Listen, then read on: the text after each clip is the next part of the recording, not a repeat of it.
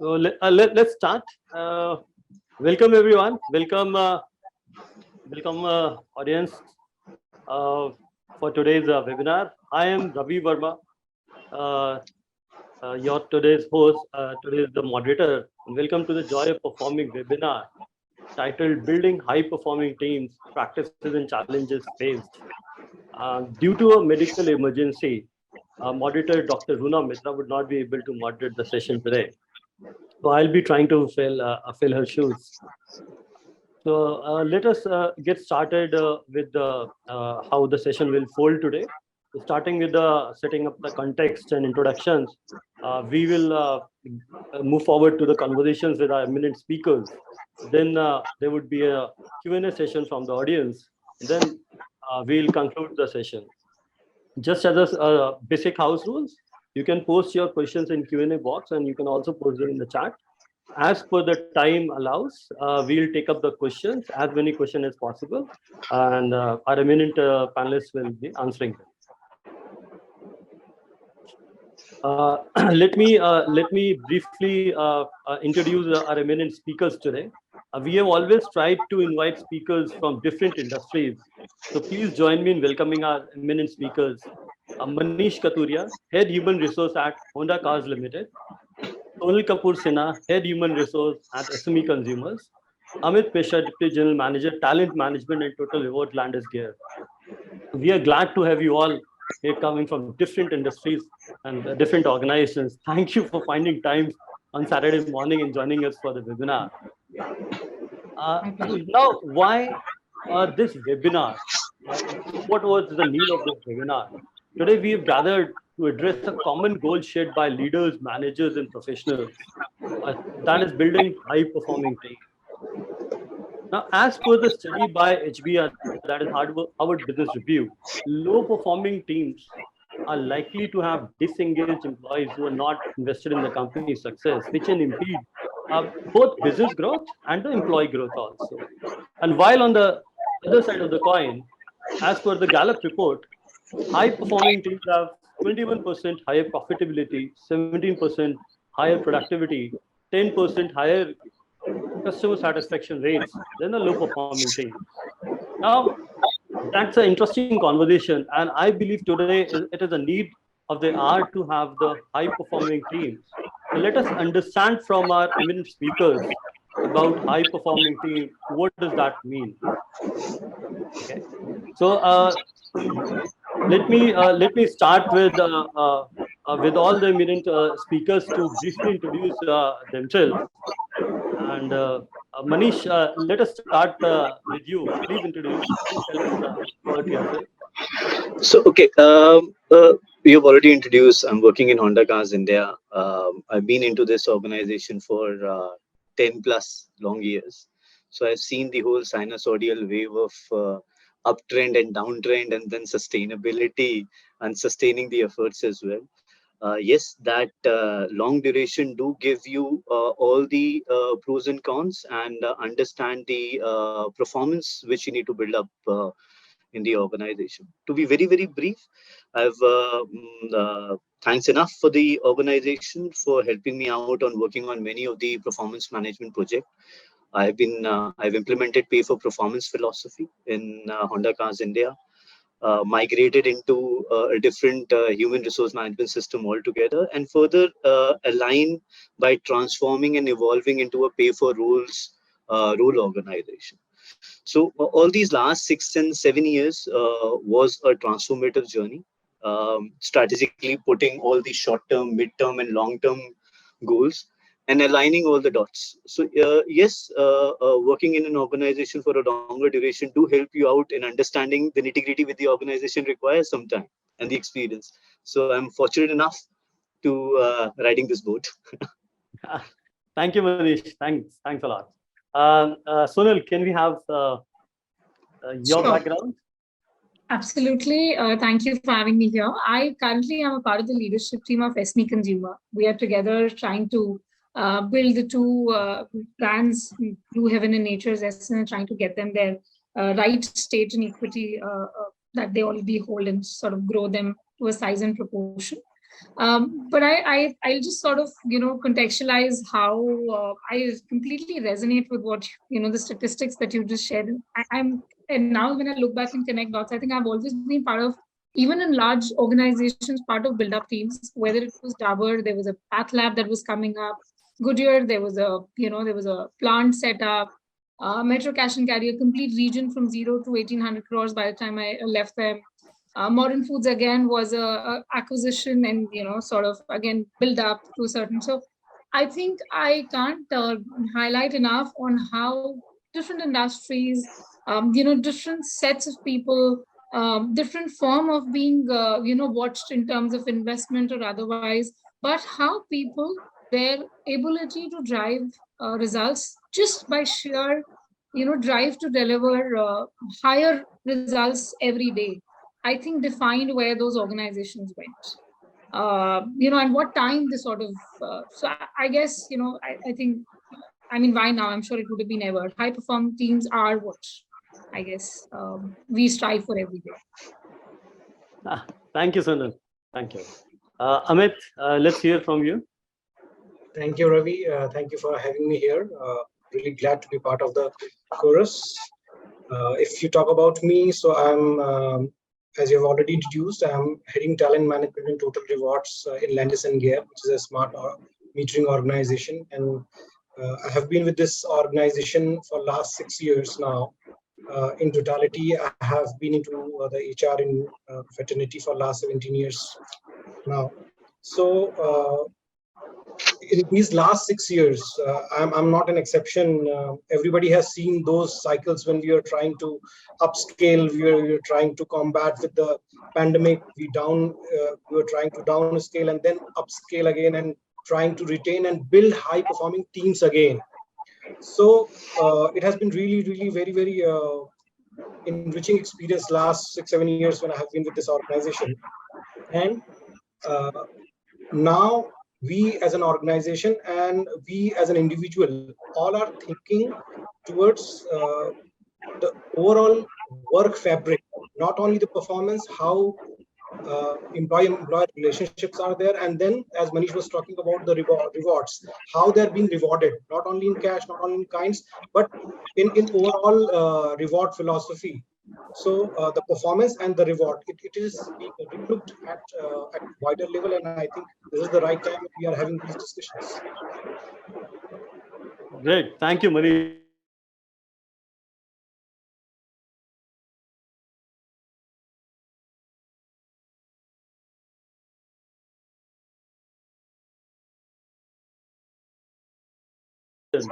As I stated, what Gallup says that high performing teams have higher profitability, higher productivity, higher customer satisfaction rates. So please share your views on the same. Manish, you are on mute. Okay. Technology. Yeah. You need to first align yourself with that. I think I agree with this, Gallup finding. But obvious, high performing team will have several advantage, and it will contribute to their success. Yes, high profitability can be an attributed fact, which you can correlate with a high performing team. They bring more efficient, innovative. They are more adaptable. They identify the opportunity and make sure that you increase the revenue and reduce the cost. Ultimately, what really matters is profit at the end of the season, or at the end of the season is revenue which you make. So yes, this high performing team do create a positive working environment, which again plays a multiplier factor in more making teamwork more effective, sharing more knowledge, coordinating the collective effort of sales, service, production, or support. So overall, it connect all the dots which are aligned. Yes, a high performing team will result to in not only profitability, productivity, and again, which lead to higher customer satisfaction. But in my view, the most important point is for the HR leader is how to make a high performing team or a business unit or a company. Outcome is very relevant. It will, high performing team will have those results. But how to form is one of the biggest challenge for all the leaders. How you're making sure that you're putting maximum efforts not only to design a performance philosophy, but also truly implementing by your own hands, looking at that it is giving the due result, your philosophy. Though these philosophy can be segmented into roles performed, providing equal responsibility, similar type of a role. These all are challenges, and I think the challenge should start from how to make a high performing team. This is a challenge for everybody. I agree, Manish. While you rightly said that high performing team definitely results into higher profitability, higher revenue, first thing. And the second thing is definitely at the core, how to create that high performing team. Because when I talk to a lot of founders and even a lot of managers, leaders also, sometimes there is a lot of confusion in how to create high performing team. Because we are culturally we are coming from such a background that how to embed that performance within. We are more accountable led mentality than how to become more responsible, how to make people more responsible. I think so we will expand really on certain points going further in the on our conversation. Thank you. Thank you. Sonal, can I come back? Can I come to you and just to expand on what are your views on high performing team? Okay, so this is interesting. So, see, to me, and since I've sort of been a part of organizations of various shapes and sizes, I have also realized that, high performance in itself, in fact, I'll pick one of the words that Manish uses, is a lot about the philosophy and the conversations with an organization. I mean, how I define a high performing employee or a set of employees or an organization is if they don't base their goals on past. Because the most limiting belief lies in this is the best that, a system can deliver. But having said that, you also have to realize at what stage of organization you are in terms of what size, what context. I mean, I'm just throwing it out. So, we've seen, a couple of years just behind us where, even the most high performing teams just couldn't perform for obvious reasons. They weren't allowed to. The HR team people, function people, leaders also have to be cognizant that high performing teams also will have those low points where they want to do something, but the system will not allow them to do anything. So how to also balance that frustration out? So I think, like I'm saying again, saying, so I think to me the definition of high performance is what is the goal chase that the leaders are checking in on. Are you looking at additive goals? Are you looking at absolutely or outlier goals to say this is what we believe we can do, and then you start sort of setting realistic timelines to it. So yeah, I mean, for example, in my current organization, if I continue to be with a steady growth mindset, it's not going to deliver. We need to have an absolutely exponential growth mindset. But was that true when I was in, let's just say, Metro Cash and Carry? We had to take some measured steps. We had to evaluate what was possible. So it depends also on where you are. Having said that, I think high performing teams have, to me, can be built by what you communicate to them as the chase. Everybody can be a high performer. It just depends on what that person is gunning for. So, and of course, the talent versus the role, the right person in the right fit. I think those are brass tacks. But if you have that game set, then the only way to get a talent to perform is to let them chase what is rightfully to be chased. So I think probably I'll stop there. Thank you, Sonal. So basically, it is all about, I think, so clear goals and the clear roles also. Yeah, and at the center of it, there are the people, and we'll expand on that front also in our conversation. So Amit, now coming to you, uh, can you highlight some of the best practices while creating high performing teams? Some do's or don'ts in your views? Yeah, as I can think around it, that how we can build high performing teams. So the very first thing is the team in itself. So are we hiring the most capable team members who can deliver results, who feel accountable, responsible for the objectives they have been given, and are they able to create that perfect symphony which actually brings the high performance? So the team in itself, when it is being constructed, we need to be very, very careful that to whom we are onboarding in that team, in the organization, for that matter. These teams should be focused on really on innovation. They should be working efficiently and effectively towards the goals they have been assigned. And as you have already highlighted that it's very, very important that it should be very clear to these teams that what exactly they are trying to achieve. And in that process, who is doing what. The roles are really, really well articulated. People are aware that who has got what responsibility, who has got what authority, and this how this works as a well-oiled machinery to strive to achieve that goal which we have been trying to achieve as a high-performing team. Not only that, in this entire thing, I think the processes also play very, very important role. They needs to be well defined. People should know that what is to be done and how it is to be done. And when we talk about these processes also, so these processes should also be reinvented regularly. It should not be that it is casted one and then it's casted in stone. No, it has to be regularly revisited, and efficiency needs to be built in. And these processes needs to be tested over again and again to ensure that they are bringing the results they are supposed to bring. Last thing, the problem solving mindset. That is what we should look into a team. That see, when you are working, you are chasing a goal, definitely there will be some obstructions which are coming on the way. So you as a team, how you are solving that problem, and what are the learnings you are drawing from solving that problem, so that if you're on encountering the similar situation again, so how you're overcoming that. So these 4 5 things, I think, should be a foundation to build a high performing team. Thank you, man. Great.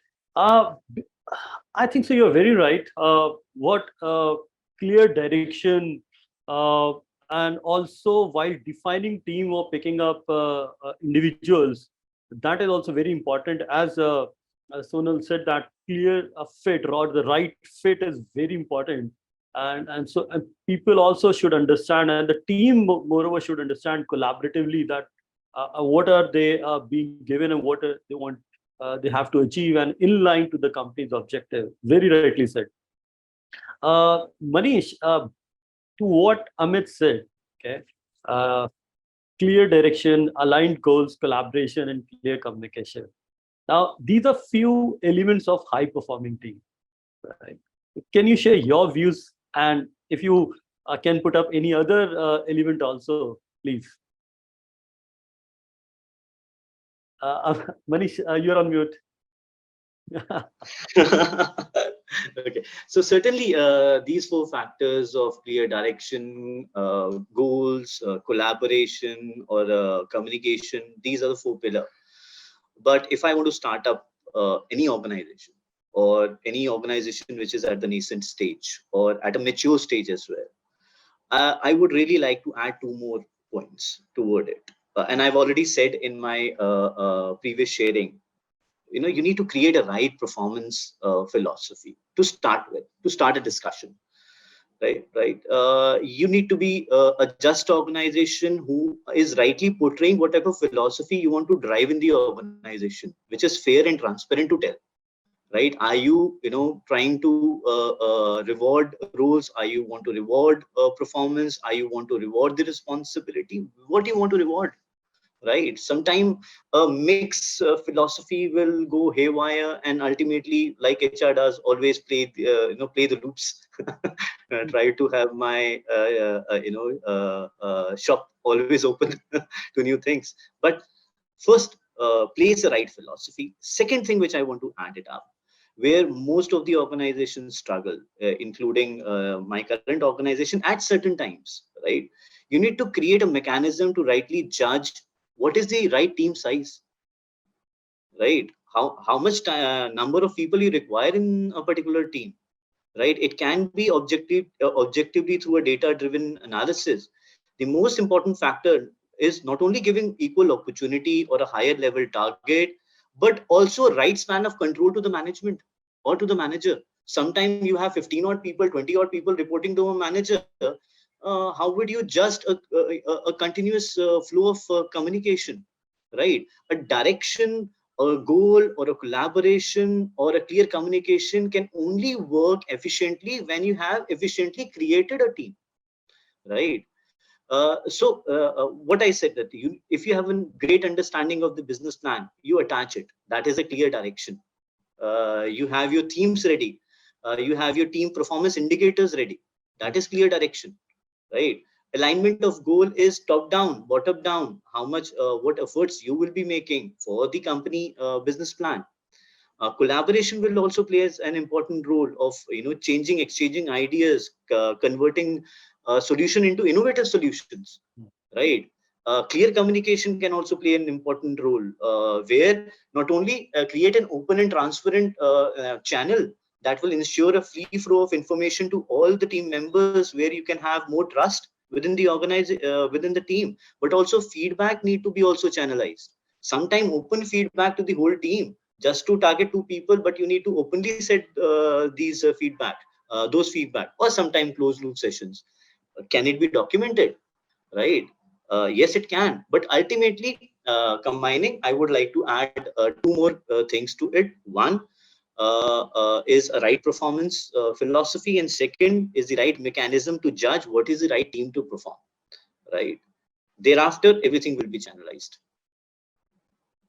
Okay, thank you, Manish. Thank you. You rightly said that before even we think about creating the high performing teams, it is also, or even to have a right fit, it is very important to understand within the organization what kind of an objectives or what kind of initiatives need, how many people together, and from what background. I think so that's very important. And also, you raised one of the very key pointers, that is a feedback. Feedback is very important in creating those high performing teams, or establish that employee engagement. That's very important. Thank you. Thank you. Amit, I'll come to you, uh, and I'll pick up something from what Manish said. Uh, Now, if you see that higher employee engagement and retention are also hallmarks of a high performing team, right? And adding CFR, communication, feedback, and recognition to it. Okay, how these can add value, and what are your views on this? See, in my view, uh, there can't be a high performing team if it is not highly engaged. So that is a basic qualifier, I think, when you are talking about the high performing teams. The very first thing is they are engaged, and they are not only engaged. I would want to take it to the next level. They are passionate about the things which they are doing, and how that passion comes, as Manish and Sonal already has been talking about, the clarity about the goals, what they are doing, the very purpose with which they are trying to relate. When we are talking about the working population, wherein we are having these millennials these days also. And if you're not able to give them that purpose for which they are working, and what is there in for them, so probably you will not be able to create a highly engaged team. And unless until you create a highly engaged team, you won't be able to get the deliveries which you actually were targeting for. Uh, and when it comes to retaining the teams, yes, and the classic example comes from the experience of Manish, wherein he has spent a decade with the same organization, and then he is aware of the nitty-gritties of not only his domain but of the entire function, business, and organization, and how it works, and what will work and what will not work. He is able to foresee it. So retention plays a really very critical role when we talk about the high performing team, because that is not only ensuring that your knowledge which has been built in the organization over a period of time remains with you, rather a vintage employee is, if highly engaged, motivated, and passionate, is definitely a high performing. Thank you, indeed. And can you also elaborate a brief about the feedback mechanisms which are followed in the organization? How you guys go about the communication, feedback, recognition? How you do it? See, feedback is the key, and is the key for success. Uh, See, sometimes I feel that a couple of people take, couple of teams and leaders, they take feedback with a very negative connotation, which actually is not. Feedback is that tonic which makes your team high performing team, because the feedback ensures that we are aligned really very well, the leaders thoughts, the objectives for which we are working, and the way we have to deliver it, and whether we are able to deliver it in the way it was supposed to be delivered. If feedback is not being provided on the time, and with the right packaging, it is not gonna help the team. So yes, we believe in continuous feedback, and both sides. It's not that it is top down, it's top down for sure, and bottoms up. Not only bottoms up, we also encourage the horizontal feedbacks, because see, my performance output is somebody's performance input. So if I am delaying on something, it is definitely going to delay somebody else's performance results. And not only that, it is going to impact adversely the overall organizational efficiency, impact, and results. So feedback has to flow seamlessly across the ranks, and vertically and horizontally both. So that is how we believe, and that is how we work on the constructive feedbacks. Great, thank you, Amit. So can I say that it's an open feedback mechanism that we all are practice, and that is what is needed today. And I think so. If feedback mechanism is set right, I think so. Employees will feel more engaged and committed also, and definitely yes, they will like to stay more. Thank you, Amit. Sonal, I like to bring employee engagement to you.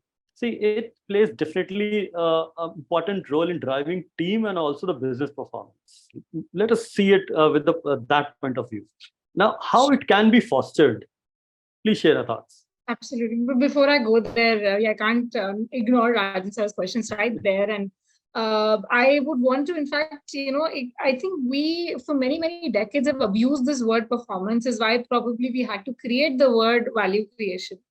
And how I am saying that is, we've always believed that, KPI is like, on a larger scale, like a revenue or an expense or, profits is what defines performance. And when we sort of keep going a little over the levels, it'll be, I don't know, sales guys, what's the college they do, what is the productivity they have. But I think, more evolved organization also have started weaving in what we know as value creation into the so-called subset of performance. I mean, let's just say when Manish says, what philosophy? I think the philosophy, I mean, just for example, we were recently launching a behavioral impact program for our factories for the workers. And I think, CEO just had one thing to say, so quantity can be one measure of performance and success as to what is that you deliver in terms of pieces every day. But if I had to choose quality and quantity, which one would that be? It will be quality. And in subset, what we're trying to say is that the performance criteria will not be quantity. It will be quantity with quality.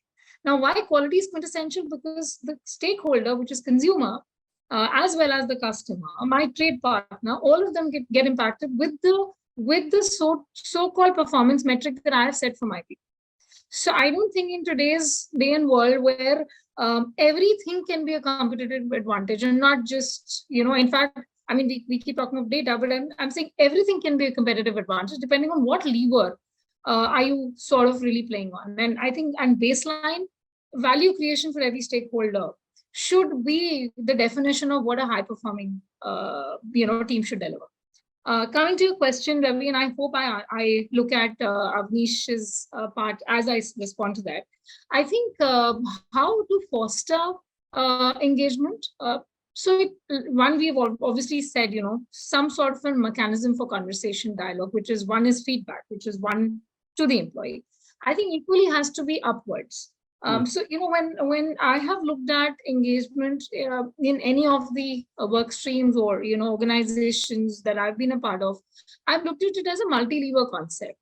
Of course, baseline is to me definition is that everybody should feel every day a sense of joy and a sense of spring in the step when they enter workplace, or even if they don't enter wherever they're working from and they log into the system, there has to be the sense of joy. I mean, I cannot assure a state of flow every day, every minute, but that's my infinitive go to. Now, how do we do it? It will be very different from different pockets of people. At some places where people are close knit, it could mean a lot of fraternization. It could mean, just simple listening to them, giving them some sort of independence. And maybe at a very different level, it could mean learning. So, I mean, I guess we've reached the stage of personalization, but I don't mean it personalization because I want to keep an individual happy. I mean personalization and customization because the needs are different. And I think it is important for us to understand that every pocket of our people has a different need. Every pocket of our office space has a different need. To Amanish's question on how do we deal with non-performers, because that's a quintessential part of engagement. I can't ignore it. If I have a team where, six people, a team of 7 is 6 people, every day come with that energy and power to say, why 100? We will do 200% delivery. And they're every day kind of energized and ready to do it, and they have this one person in the team who's struggling to even meet 50%. I think it has a residual impact on the entire. It could be an impact on, are we fools? Are we burning ourselves? Or it could be a sense of pity, which anyways will continue to disengage the other person. I think uh, investing in non-performers, talking to them, ensuring that is this a skill issue or a will issue, and then taking calls around it. Job change, or I don't know, sometimes even outplacement. Sometimes that's the right thing to do. So just being honest with our people, keeping the conversations on, which is what is my benchmark to engagement. If I have to tell somebody today, what does HR in our company, as a team should do, they should just keep the conversations alive. People are intelligent enough that if they get to speak, then they solve and then they move forward. And I think the second thing that we try and do is keep unknotting their life, because nobody else will invest that time. HR has to sort of find that time to help those knots get unknotted, whatever it is. I mean, it's a simple tool issue, resource issue, or it's a personal challenge. It is someone stuck with a financial problem and doesn't know how to get out. It could be a like a psychological issue. It could be any sort of safety challenge that a person goes to. So whatever is the gamut, I think how do we foster it? I think just by thinking about people, being cognizant of their differential needs. So yeah, that's my answer really. Thank you, Sonal. It's really important to understand who is at the center stage. Center stage are the people. And if we will not listen to people, then I believe a high-performing team or even the performance or any business performance cannot happen, and we'll start seeing all the downfalls. Very rightly said that every people or the pocket of people are different, and they have a different mindset.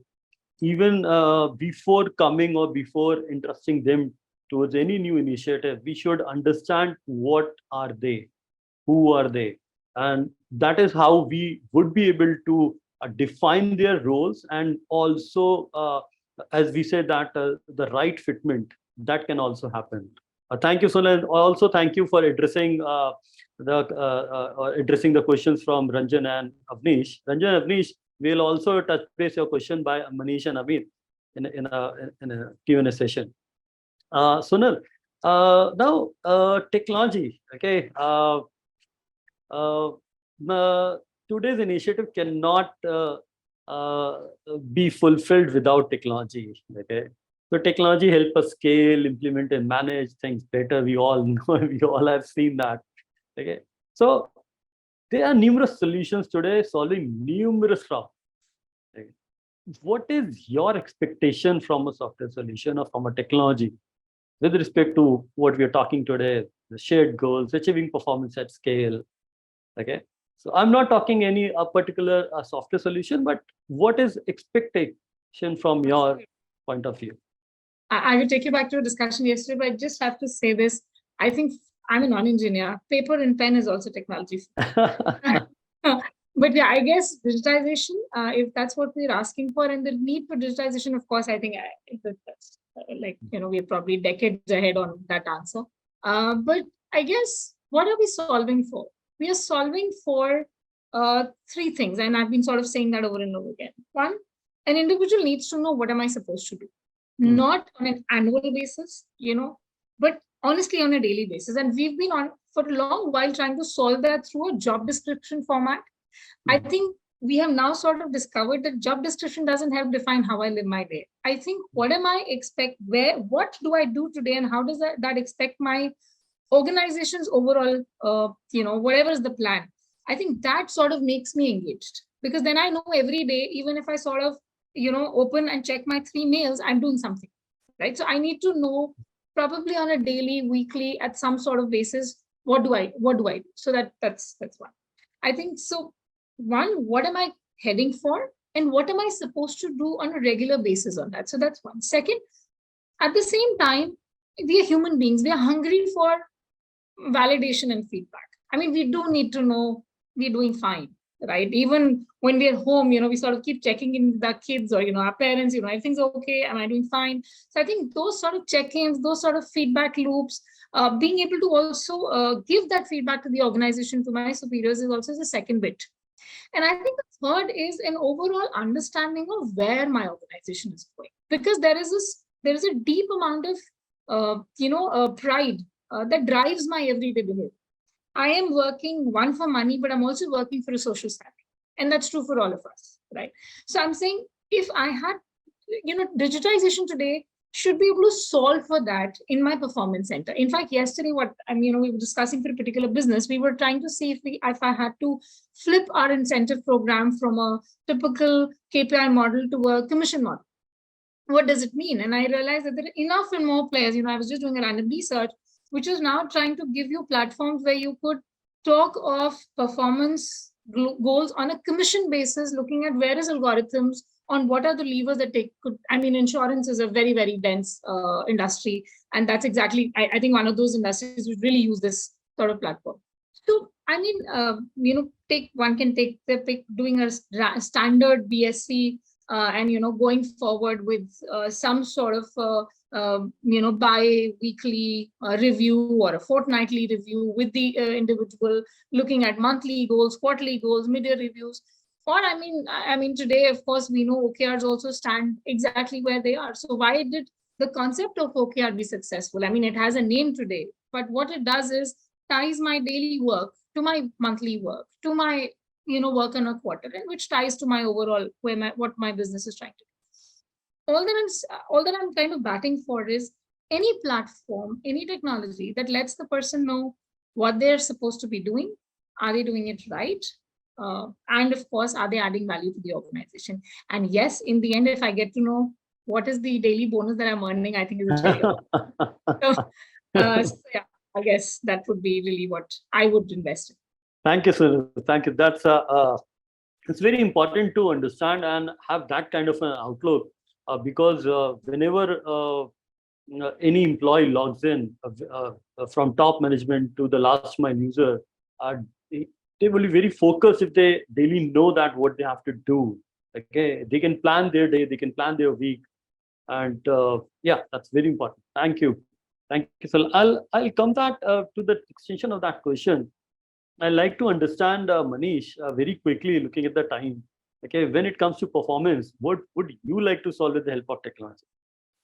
I think I'll be very short. What I need to see more, other than a transparent process or integration or scalability or a continuous monitoring of data metrics, I would like to see it nudges employees to take a course correction, inform management not about the data but also intelligent enough to predict team size issues, manager as well as employee capability matrix, more about team comparative, right? Or to HR people who keep on thinking how to change things would be a goal quality check or an auto audit of the things which are being laid down as the target. Easy to implement or change compensation strategy can also be a part of what we need.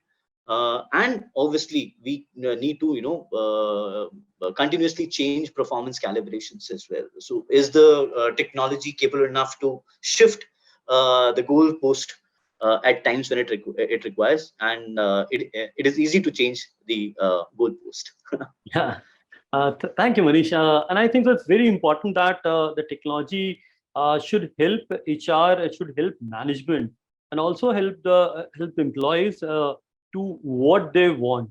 Okay, and how the management is trying to get out of any employee, and those nudges are very important. A system is able to send those nudges. I totally agree with that. Thank you. Amit, very quickly, I'm coming to you. As we have repeatedly said that people are the center stage of any organization, and their performance is key to the business success. Now, what is your expectation from the technology? How would you like to solve it? Go or get it solved from the technology. See, I think Sonal and Manish has covered it all. The only one thing which I feel about the technology, any technology we want to introduce is it should not be creating any overheads. Because believe you me, you remove the rewards part out of any performance management system today, and your every platform will go for a toss, or any performance management metrics will go for a toss. So by implementing any new technology, any performance measurement system, whatever we call it, we should not be creating additional work for our people, that they have to come to a system and they have to invest 2-3 hours in a month or day, or on a periodic basis, because that is eating up their productive time. They're supposed to be on field, they are supposed to bring business results than recording it manually. So my expectation from a performance management system or a technology platform for people, for businesses, that it should have minimalistic requirement of human intervention, or it should be asking them minimalistically to log in and doing that manual updates. It should be fetching the data. It should be, as Manish was talking about, that it should be fetching the data from the related systems in such a smart manner that yes, you go, you see that dashboard, and if required, you appreciate. If you require, you nudge the people. So that is my simple expectation from the two. And I think so. It is very well required that already we are using so many systems. So the technology should not increase the work of employees, that they feel headache that what is happening. And also integration. I think so. You are hinting towards the integration. Integration is the key. Thank you. I'm just running because I'm looking at the time now, and a lot of interesting questions are coming up. And one of the question I like to put it in front of you guys is from Kishore Fogla, and he's talking about the remote teams, how to set up that culture and values for the remote teams. Who would like to answer? I will take a go. Okay. Because I think there's a particular facet to it which I would like to add. So one has to remember that in a completely in-office work environment, as an organization, you have a definition of guardrails of whatever culture you would want to sort of have. But what this entire pandemic, and what it taught us is that in a hybrid culture, the family values and culture has a greater impact on the employee than what has workplace, because that's where they stay. That's where he or she is probably spending those many. I think so. If one has to really, and this is we are primarily no longer a hybrid organization. We are a product manufacturing and selling firm. So by that definition. But yes, when we were living our life as a completely hybrid, I think what we were trying to do was again, you have to be more sensitive to the person's personal realities than the organizational realities. Because for a human being on a daily basis, what I see is what world is. So I guess never before we were sort of, for a want of a better word, sort of forgiving and accommodating of a lot of slips, which now when the organizations are bringing people back to office are no longer forgiving of. So that's exactly, so when I think anyone who understands that that's where the life is right now, which means that you will have to give those mood meters, everyday feedback channels, conversations, finding methods to talk beyond work, so that you know what's going through a person's mind. Once you do that, I think you can keep nudging to say, this is what the organization wants. We know what you want, but this is what the organization wants. And and a human being does sort of comply, unless it's absolutely rebellious to who he or she is. We all want to be a part of a fraternity, so we would want to be one. So that's how I would really react to a remote team. Thank you, Sun. Manish, Amit, would you like to quickly add anything to it?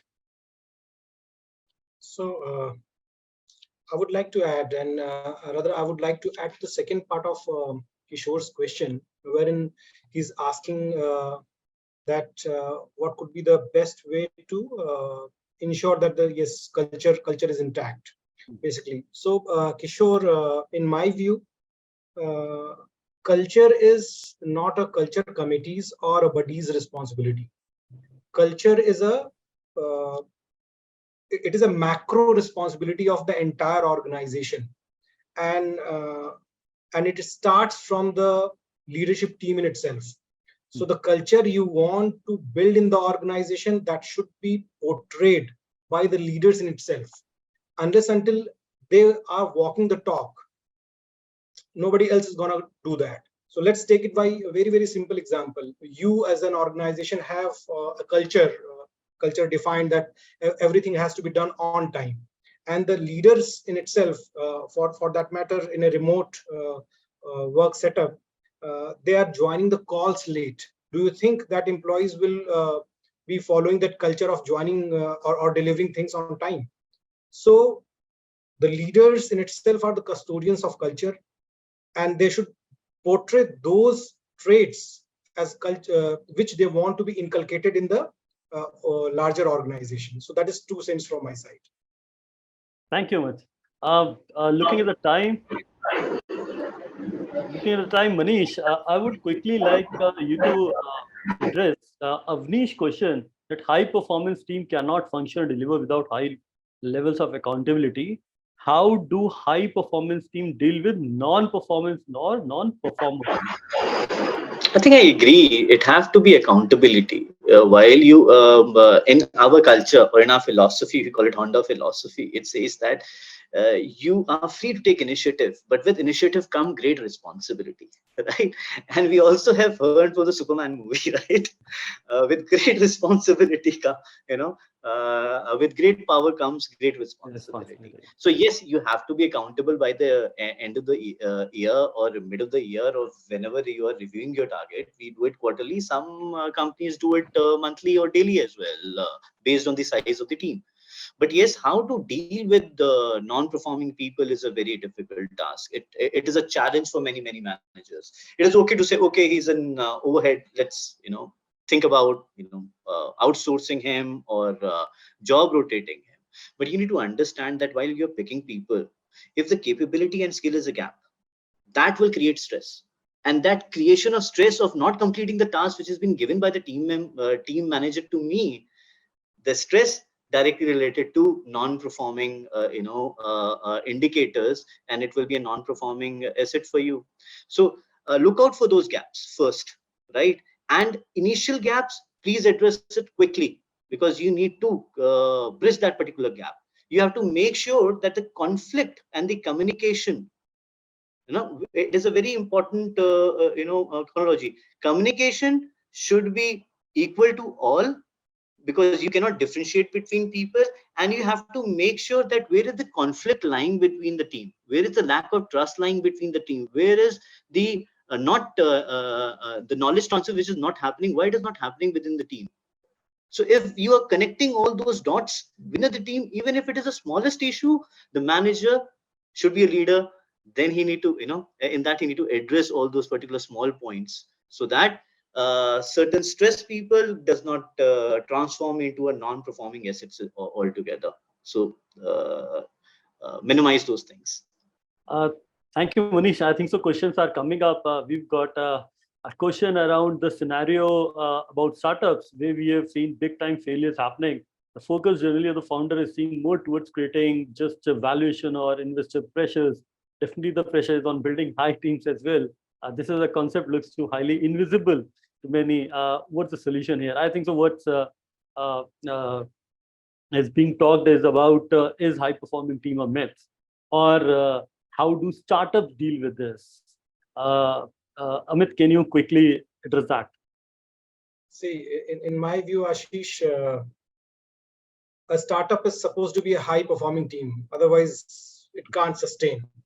So, see, when you see it from entrepreneurs or the founders' point of view, unless until you are creating value for stakeholders, for the investors, you're not going to create the value for your employees also. So, in my view, in a startup, the high performing teams are non-negotiable parameter to start with. So it's not that they are overlooking, only they are focusing on the valuations. They are using the high performance teams to create the valuations. That is how I see it. Thank you. Very quickly, Sonal, would you like to add just a point to it? Just a quick thing. I think this is a completely different subject. To me, startups, the ones who fail are actually missing the corporate governance side. They are trying to achieve things without really building a construct. And the ones who do are successful. So if you don't hoodwink all stakeholders, and when I say all, I mean all, which is your investors, your consumers, employees, all put together, I don't think startups would fail. So that's where I would say. Thank you, Sonal. And Ashish, thank you for putting up this question. I think so as a startup, we can also address this question and address any query around that. Please reach us. We'll be happy to answer this. Now, looking at the time, I think so I'll not be taking up any more questions, though there were a few more questions. I think so today's session was, I've been like getting some of the next webinar topics also from the questions because remote or hybrid work is really how to set up that high performing team amongst the remote teams. It's a very important question. And again, as Ashish says, asked that about the startups, how to exactly help startups or how to startups think or take up the high performing team concept, how to build around that, and what should not be done. What is to be done is good, but what should not be done. And I think so today we have discussed right from the start about the concept of high performing teams to the elements of the high performing teams. We have also addressed few of the challenges about high performing team, and definitely yes, how technology can play a vital role, and what are the expectations from the technology. And we have also seen in our views that the expectations from the technology are saying that people should not be uh, uh, should not be thirsted to enter data at multiple level. It always fails. So they should be very calmly. They should not. They should be happy to utilize systems which are, I'll say, automatic, if the right word is, or integratable. And thank you. We will also keep your advices as we are also a tech company. We will keep those pointers in our mind. And uh, we also touch based on how the CFR, continuous feedback, communication feedback, and recognition, how it is important for the continuous improvement. Though I understand that CFR itself is a very big topic and cannot be just justice cannot be done with just 1 hour session or setting a few dialogues on it. I'll try. We can set up another session on CFR itself, because it's industry really wants to understand. People wants to understand how we can implement a feedback mechanism, how open feedback works, because still in a lot of organizations that we are seeing, the feedback mechanism is just one way. Now we are talking, today Amit said that it is not just one way, it's two way, top to down, bottoms up, and also horizontal. Now there are three ways. So how this open works. So I believe today's webinar was really exciting, and we've got good questions from our audiences also. Thank you, panelists. Thank you. Thanks a lot for finding your time on Saturday. Thanks a lot and joining us. Thank you, Manish. Thank you, Sonal. Thank you, Amit. And thank you, audience. Thanks a lot. Thank you for Thank you joining. for having me here. Thank you. Pleasure. Thank you. Thank you. Thank you. Thank you.